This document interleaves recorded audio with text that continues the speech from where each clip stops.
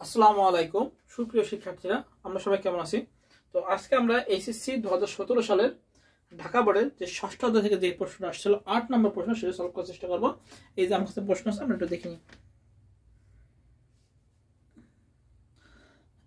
যাদের কাছে প্রশ্ন নেই তারা স্ক্রিনশট নিয়ে, যাদের কাছে আছে তাদের কাছে আছে।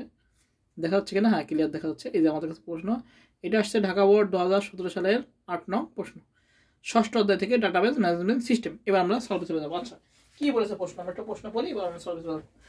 বলছে কি, কলেজিয়েট গার্লস স্কুল ও উইমেন্স কলেজের প্রিন্সিপাল স্যার ছাত্রীদের ডাটাবেস তৈরির উদ্যোগ গ্রহণ করলেন। এখানে বলেছে ছাত্রীর নাম, রোল নাম্বার, পিতার নাম, মোবাইল নাম্বার, তারিখ, ফিল্ডগুলোর সাহায্যে ডাটাবেস তৈরির সিদ্ধান্ত নিলেন। আচ্ছা, ক নাম্বার বলছে ইন্ডেক্সিং। ইন্ডেক্সিং কি? আমরা জানি ডেটাবেসের সংরক্ষিত ডাটাগুলো কি লজিক্যাল আকারে সাজানোকে কি বলা হয়? ইন্ডেক্সিং বলে। এটা আমরা জানি। তো আমরা এখন সুন্দর করে লিখে দেবো। আমরা লিখবো ক নাম্বার, ইন্ডেক্সিং কি। আচ্ছা, আমরা লিখবো ডেটাবেসের ডাটাগুলোকে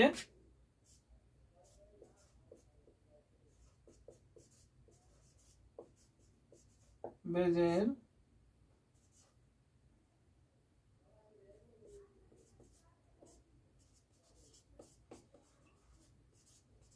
গুলোকে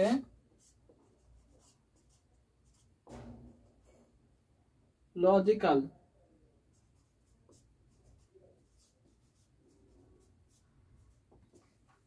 ডাটাবেসের ডাটাগুলোকে লজিক্যাল আকারে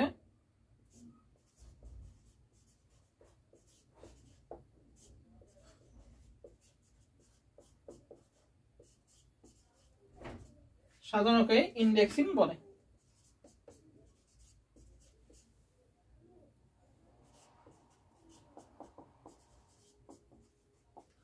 তাহলে কি লিখবো? ক নাম্বার, যে ডেটাবেসের ডেটাগুলোকে লজিক্যাল আকারে সাজানোকে কি বলা হয়? আমাদের ইন্ডেক্সিং বলা হয়। ক নাম্বার গেল। খ নাম্বার বলছে ডাটাবেসের সর্বময় কর্তা ভূমিকা ব্যাখ্যা করা। আচ্ছা, ডাটাবেসের সর্বময় কর্তা, এখানে আমাদের খ নাম্বার বলছে ডাটাবেসের সর্বময় কর্তা। এখন ডাটাবেসের সর্বময় কর্তা বলতে ডেটাবেস অ্যাডমিনিস্ট্রেটরকে বোঝায়। এখানে লেখা আছে, তো আমি একটু বলে দিচ্ছি। ডেটাবেস অ্যাডমিনিস্ট্রেটর অর্থাৎ ডাটাবেস অ্যাডমিনিস্ট্রেটর হলো কি? ডাটাবেসের সর্বোচ্চ ব্যবহারকারী যারা। তো ডেটাবেস অ্যাডমিনিস্ট্রেটর আমরা লিখবো ডেটাবেস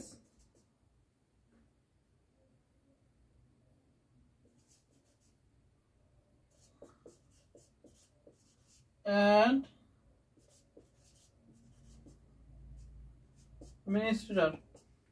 ডেটাবেস অ্যাডমিনিস্ট্রেটর হলো কি? যে ডেটাবেসের সর্বোচ্চ ব্যবহারকারী হলো ডেটাবেস অ্যাডমিনিস্ট্রেটর। তো আমরা এভাবে লিখবো যে ডাটাবেস অ্যাডমিনিস্ট্রেটর হলো ডেটাবেসের সর্বোচ্চ ব্যবহারকারী, যিনি ডেটাবেসকে সুষ্ঠুভাবে পরিচালনা করার ক্ষেত্রে সকল দায়িত্ব পালন করেন। ডেটাবেসকে সুষ্ঠুভাবে পরিচালনার জন্য ডেটাবেসের অ্যাডমিনিস্ট্রেটরকে যেসব দায়িত্ব পালন করতে হয় সেগুলো আমরা নিজেদের লিখবো। কি কি দায়িত্ব পালন করতে হয়? ডেটাবেসের নিরাপত্তা নিশ্চিত করতে হবে, ডেটাবেসের সংরক্ষিত ডেটার ব্যাকআপ রাখা, ডেটাবেস ব্যবহারকারীদের অ্যাক্সেস ক্ষমতা নিয়ন্ত্রণ করা, চাহিদা অনুযায়ী ডেটা উপস্থাপন করা। এই চারটা কাজ আমাদের ডেটাবেস অ্যাডমিনিস্ট্রেটর করে। সেটা কি? আমরা আবার বলতেছি যে ডেটাবেস কি করে? যে ডেটাবেস নিরাপত্তা নিশ্চিত করে, ডেটাবেসের সংরক্ষিত ডেটার ব্যাকআপ রাখে, ডেটাবেস ব্যবহারকারীদের অ্যাক্সেস ক্ষমতা নিয়ন্ত্রণ করে এবং চাহিদা অনুযায়ী কি করে? ডেটা উপস্থাপন করে। আচ্ছা, এবার আসি গ নাম্বার। তাহলে আমাদের খ নাম্বার গেল। গ নাম্বার বলছে ডাটাবেসের উদ্দীপকে উল্লেখিত ফিল্ডগুলো নিয়ে স্টুডেন্ট নামের একটি ডেটাবেস টেবিল তৈরি পদ্ধতি লেখো। আচ্ছা, এই যে পদ্ধতি, এটা আমরা মাদ্রাসা বোর্ড 2018 সালে করেছি।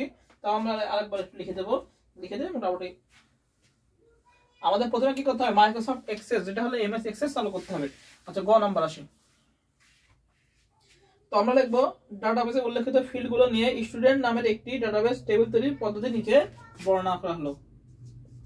এটা গ নাম্বার। প্রথমে কি করতে হবে? আমাদের MS Access database program Microsoft Access চালু করতে হবে।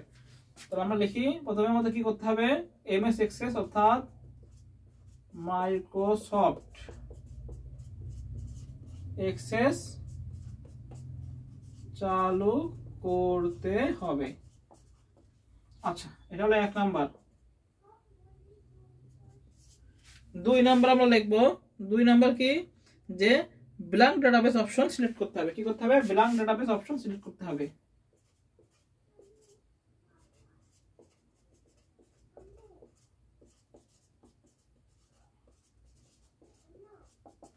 সিলেক্ট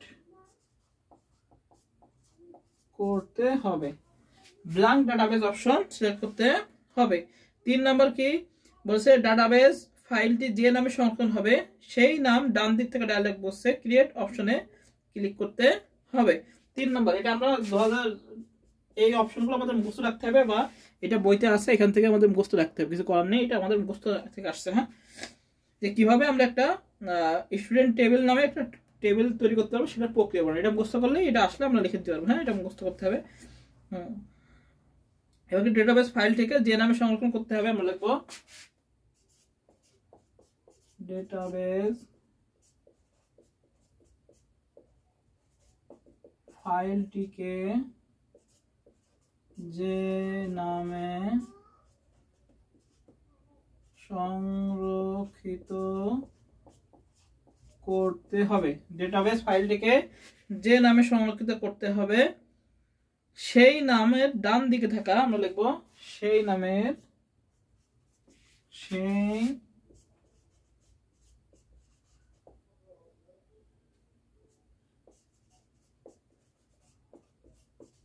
ডান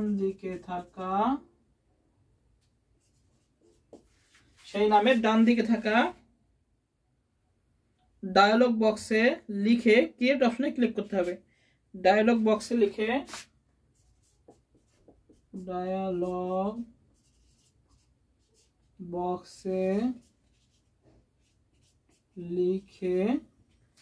ক্রিয়েট ক্রিয়েট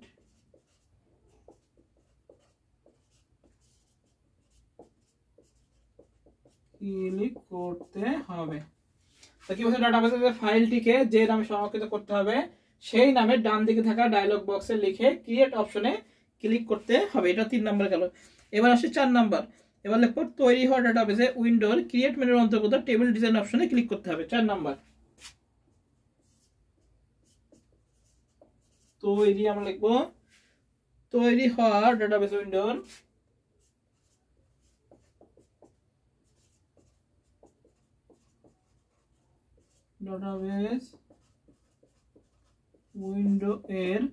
তৈরি হওয়া ডাটাবেস উইন্ডো এর ক্রিয়েট মেনুর অন্তর্গত টেবিল ডিজাইন অপশনে ক্লিক করতে হবে।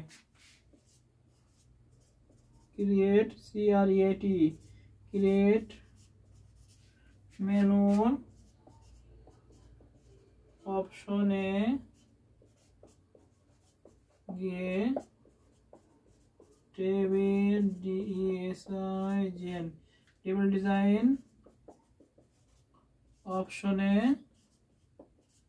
ক্লিক করতে হবে। কি হলো, তৈরি হওয়া ডাটাবেস উইন্ডো এর ক্রিয়েট মেনু অপশনে গিয়ে টেবিল ডিজাইন অপশনে কি করতে হবে, ক্লিক করতে হবে। প্রাপ্ত ডিজাইন ভিউ থেকে ফোল্ডগুলোর নাম এবং ডাটা টাইপ কি করতে হবে, নিম্নরূপে নির্ধারণ করতে হবে। এবার কি করতে হবে, আমাদের ডাটা টাইপ নির্ধারণ করতে হবে। তাহলে দেখবো আমরা প্রাপ্ত 5 নাম্বার অপশন। এবার 5 নাম্বার কি লিখবো, যে প্রাপ্ত ডিজাইন ভিউ থেকে প্রাপ্ত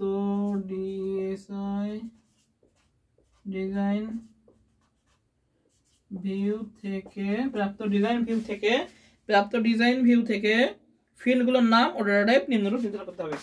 ফিল্ডগুলোর নাম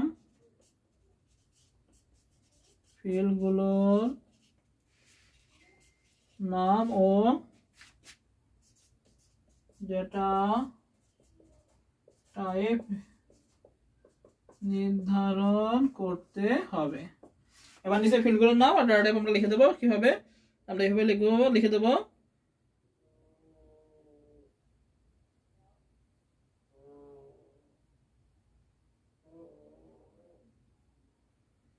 এবার ফিল্ডগুলোর নাম লিখে দেবো এইভাবে।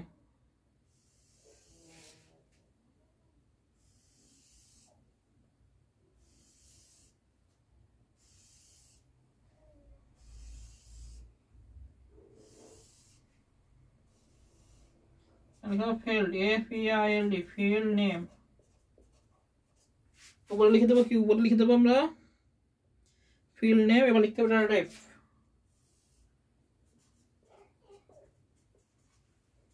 টাইপ, আর আমাদের প্রাইমারি কি নির্ধারণ করে দিতে হবে, সেটা হলো ডেসক্রিপশন।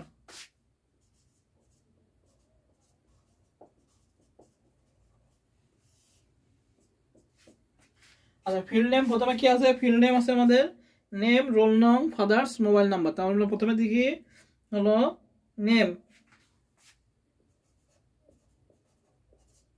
নেম হলো টেক্সট। আচ্ছা এবার কি আছে, নেমের পরে কি আছে রোল নং, রোল নং আসে অটো নাম্বার বা নাম্বার, যে যেটা দেবে সেটাই রাইট। এটা হলো প্রাইমারি কি, প্রাইমারি কি, প্রাইমারি কি। রোল নাম্বার গেল, আমরা অটো নাম্বার দিলাম বা নাম্বার দিলাম ফাদার্স মোবাইল নং, ফাদার্স মোবাইল নং, এটা দেওয়া হলো নাম্বার। আর একটা কি আছে ফাদার্স মোবাইল নং, তারপর আছে হলো date of admission, date and time, date of admission, এটা আমাদের হবে ডেট আর টাইম। এই হলো আমাদের ডাটা টাইপ। এবার কি করতে হবে, লাস্টে আমাদের কি করতে হবে, লাস্টে এরপর মোবাইলটিকে এবার টেবিল, সরি এবার মোবাইলটি করছে, এরপর টেবিলটিকে সামঞ্জস্যপূর্ণ নামে সেভ করলে উদ্দীপক কি উল্লেখিত, এবার লিখবো আমরা এবার টেবিলটিকে কি নামে, টেবিলটিকে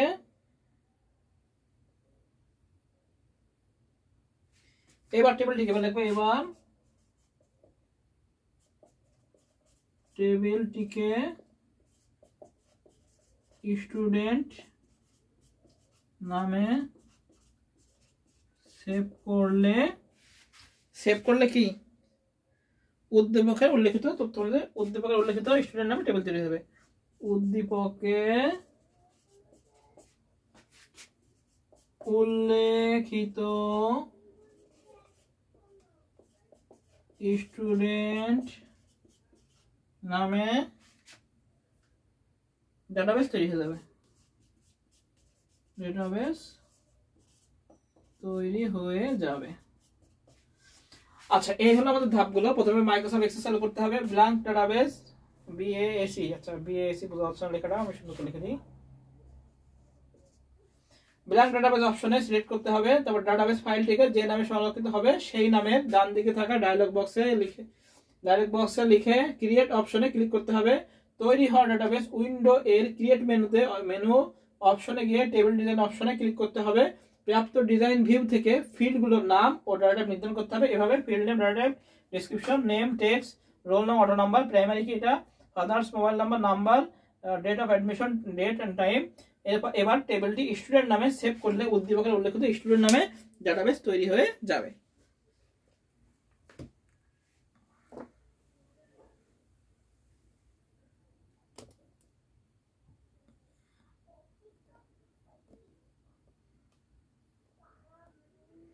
এই হলো স্টেপগুলো আমাদের লিখে দিতে হবে পরীক্ষার খাতায়, মুখস্থ করে রাখতে বা যেভাবে পারি।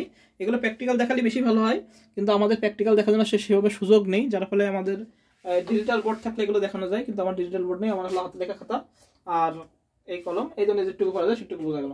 মাইক্রোসফট এক্সেল চালু করতে হবে, ব্ল্যাঙ্ক ডাটাবেস অপশন সিলেক্ট করতে হবে, ডাটাবেস ফাইল যে নামে সংরক্ষিত করতে হবে সেই নামে ডান দিকে থাকা ডায়লগ বক্স লিখে ক্রিয়েট অপশনে ক্লিক করতে হবে। তৈরি হওয়া ডাটাবেস উইন্ডো এর ক্রিয়েট মেনু অপশনে গিয়ে ডাটা টেবিল ডিজাইন অপশনে ক্লিক করতে হবে। প্রাপ্ত ডিজাইন ভিউ থেকে ফিল্ডগুলোর নাম ও ডাটা নির্ধারণ করতে হবে, ফিল করে দিলাম।